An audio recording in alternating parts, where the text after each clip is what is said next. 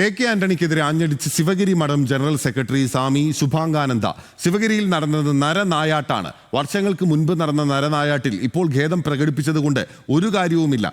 ശ്രീനാരായണീയർക്കേറ്റ മനോവിഷമം എന്തു ചെയ്താലും മാറ്റാനാകില്ല. ഇപ്പോഴത്തെ ഖേദപ്രകടനത്തിന് പിന്നിൽ രാഷ്ട്രീയ ലക്ഷ്യങ്ങളുണ്ടെന്നും സ്വാമി ശുഭാംഗാനന്ദ ന്യൂസ് മലയാളത്തോട് പറഞ്ഞു. പോലീസ് നടപടി നമുക്ക് അംഗീകരിക്കാൻ കഴിയില്ല. അത് തത്വത്തിലൊരു നരനായാട്ട് തന്നെയായിരുന്നു. അതിന്റെ ദൃക്സാക്ഷിയാണ് ഞാൻ.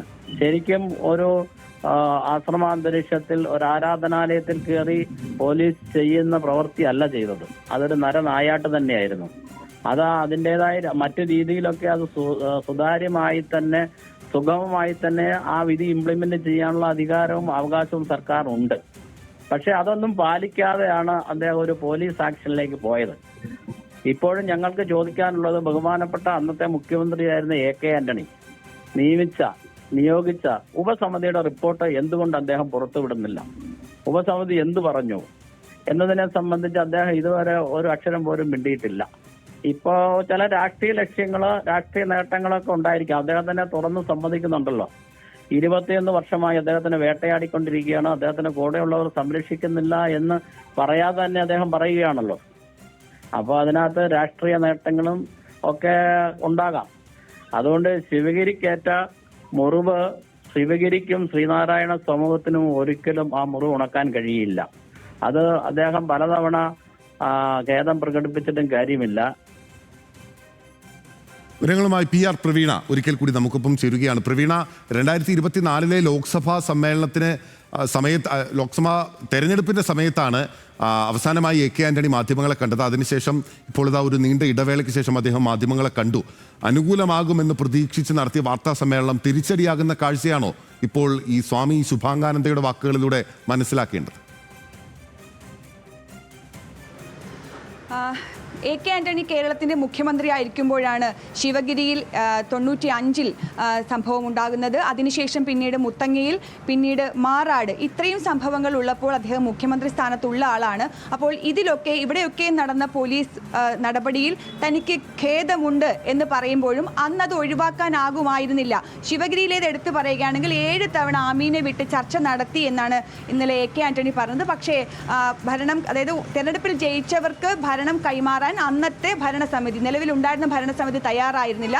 പിന്നീടാണ് പോലീസ് നടപടിയിലേക്ക് കടക്കേണ്ടി വന്നത്. അതും കോടതിയുടെ നിർദ്ദേശപ്രകാരം മാത്രമാണ് അങ്ങനെ കടന്നത് എന്നുള്ളതാണ്. അതിനുശേഷം 2001-ൽ ശിവഗിരിയിലെ ശിവഗിരി തീർത്ഥാടന സമ്മേളനം ഉദ്ഘാടനം ചെയ്യാനെത്തിയ മുഖ്യമന്ത്രിയായിരുന്ന കെ ആന്റണി അന്ന് ഖേദം പ്രകടിപ്പിച്ചുകൊണ്ടാണ് ഉദ്ഘാടന സമ്മേളനം നടത്തിയത്. പക്ഷേ ഇത്രയും വർഷങ്ങൾക്ക് ശേഷം അന്ന് ഒഴിവാക്കാമായിരുന്ന ഒരു സംഭവം ഒഴിവാക്കാതെ ഇത്രയും വർഷങ്ങൾക്ക് ശേഷം മാപ്പ് പറഞ്ഞിട്ടോ ഖേദം പ്രകടിപ്പിച്ചിട്ടോ എന്ത് കാര്യമെന്നുള്ളതാണ് ചോദിക്കുന്നത്. നരനായാട്ട് ഒരു ആശ്രമത്തിന്റെ മൈതാനത്ത് നടക്കുമ്പോൾ അന്ധത എങ്ങനെയാണ് ന്യായീകരിക്കാൻ കഴിയുക എന്നുള്ള ചോദ്യമാണ് ചോദിക്കുന്നത്. അപ്പോൾ ചുരുക്കി പറഞ്ഞാൽ മുത്തങ്ങയിലും അതുപോലെ തന്നെ ശിവഗിരിയിലുമൊക്കെ ന്യായീകരിക്കാൻ എത്തിയ ഇന്നലെ കെ ആന്റണി നടത്തിയ വാർത്താ സമ്മേളനം അദ്ദേഹത്തിനും പാർട്ടിക്കും വലിയ തിരിച്ചടിയായിരിക്കുകയാണ് എന്നുള്ളതാണ്. കാരണം അദ്ദേഹം പറഞ്ഞതൊന്നും മുഖവിലക്കെടുക്കാൻ ഇതിന് ഇരയായവർ, ദൃക്സാക്ഷിയായവർ തയ്യാറാകുന്നില്ല. രാഷ്ട്രീയമായ ചില ലക്ഷ്യങ്ങൾ ആന്റണിക്കുണ്ടോ എന്നുള്ള സംശയം കൂടി ഇതിൽ ചിലർ ഉന്നയിക്കുന്നുണ്ട്. അപ്പോൾ രാഷ്ട്രീയമായുള്ള പ്രതിരോധവും കെ ആന്റണിക്ക് അവിടെ തകരുകയാണ്. ഇതിനിടെ അദ്ദേഹത്തെ അനുകൂലിച്ച് കെ മുരളീധരൻ രംഗത്തെത്തിയിട്ടുണ്ട്. അദ്ദേഹം പറയുന്നത് അന്നത്തെ അദ്ദേഹത്തിന്റെ നടപടികളെല്ലാം UDFന്റെ അറിവോടെ തന്നെയാണ് എന്നുള്ളതാണ്. അതായത് പോലീസിന്റെ നടപടി അന്ന് സായുധ കലാപം ഒഴിവാക്കാൻ ശ്രമിച്ചെങ്കിലും നടന്നുപോയി എന്നുള്ളതാണ്. പക്ഷേ അതിന് കടവൂർ ശിവദാസൻ അധ്യക്ഷനായ മന്ത്രിസഭാ ഉപസമിതിയുടെ റിപ്പോർട്ട് അടക്കം കയ്യിലുള്ളപ്പോൾ അത് വകവയ്ക്കാതെ എന്തിനാണ് പോലീസിനെ അയച്ചത് എന്നുള്ള ചോദ്യത്തിനാണ് ഇനി കെ ആന്റണി മറുപടി പറയേണ്ടത്. കെ ആന്റണി ഇന്നലെ പറയുമ്പോൾ ജസ്റ്റിസ് ബാലകൃഷ്ണൻ നമ്പ്യാർ കമ്മീഷനെ കുറിച്ചെല്ലാം പറയുന്നുണ്ടായിരുന്നു. ആ കമ്മീഷൻ റിപ്പോർട്ടൊക്കെ കെ ആന്റണി സർക്കാരിന് അനുകൂലമായ റിപ്പോർട്ടാണ്. അന്ന് അവിടെ അക്രമാസക്തരായ ജനക്കൂട്ടം ഉണ്ടായിരുന്നു. അവരെ നേരിടാൻ പോലീസിന് അക്രമാസക്തരാകേണ്ടി വന്നു, അല്ലെങ്കിൽ പോലീസിന് ബലം പ്രയോഗിക്കേണ്ടി വന്നു എന്നതൊക്കെയാണ്. പക്ഷെ അതൊക്കെ നിൽക്കുമ്പോഴും അത്തരം സംഭവങ്ങളെ ഇപ്പോൾ ന്യായീകരിക്കാൻ ശ്രമിച്ചാൽ, അതിൽ ഖേദം പ്രകടിപ്പിക്കാൻ ശ്രമിച്ചാൽ അംഗീകരിക്കാനാകില്ല എന്നുള്ളതാണ് ശിവഗിരി മഠത്തിന്റെ അടക്കം നിലപാട്. പ്രവീണ, ഒരു കാര്യം കൂടി, ഇത് നേതാക്കളുടെ അറിവോടെ ആയിരുന്നില്ലേ വാർത്താ സമ്മേളനം? നിയമസഭയിൽ അടിയന്തര പ്രമേയ ചർച്ചയിൽ മുഖ്യമന്ത്രി പറഞ്ഞതിന് മറുപടി എന്ന വിധത്തിലാണല്ലോ വാർത്താ സമ്മേളനം നടത്തിയത്. അപ്പോൾ നേതാക്കൾക്ക് ഇതിലൊരു അതൃപ്തി ഉണ്ടോ ഈ വിധത്തിൽ ഇത് ബാക്ക് ഫയർ ചെയ്യുന്നതിൽ? ഇപ്പോൾ ശരിക്കും പറഞ്ഞാൽ AK ആന്റണിയുടെ വാർത്താ സമ്മേളനം തിരിച്ചടിയായിരിക്കുന്നത് പാർട്ടിക്ക് തന്നെയാണ്. കാരണം അദ്ദേഹം ഇന്നലെ ശിവഗിരിയും മുത്തങ്ങയും മാറാടും ഒക്കെ പറയുമ്പോൾ തിരിച്ചു ചോദിക്കുമ്പോൾ തനിക്ക് ദുഃഖമുണ്ട് എന്ന് പറഞ്ഞു വെക്കുമ്പോൾ അദ്ദേഹം വേറൊരു കാര്യം കൂടി പറയുന്നുണ്ടായിരുന്നു.